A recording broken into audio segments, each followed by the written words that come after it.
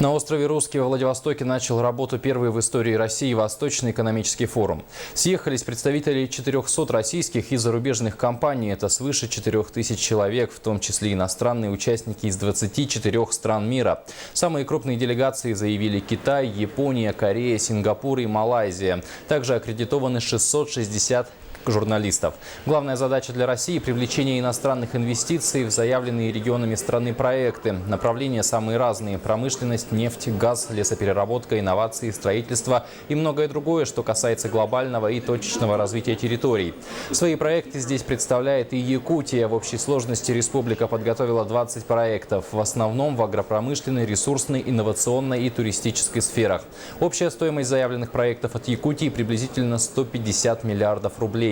Особое внимание уделяет 3 главным проектам. Это создание индустриального парка Кангаласы, строительство свинокомплекса в Нижнем Бестяхе и возведение моста через Лену.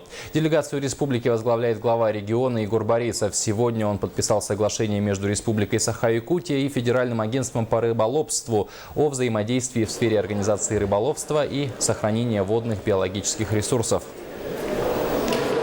Сегодня мы уже успели подписать соглашение с Росрыболовством для того, чтобы мы получили поддержку по 2 направлениям. Прежде всего, изучение моря Лаптевых и Восточно-Сибирского моря с точки зрения биоресурсов. И эта работа началась. И думаю, что прогноз очень неплохой. Так, кроме того, мы в среднем течении реки Лена уже создаем рыборазводную базу с участием Росрыболовства. И это должна подкрепляться не только с материальной точки зрения, но и с научной точки зрения.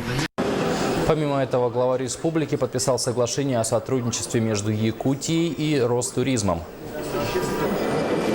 Подписано соглашение с Ростуризмом.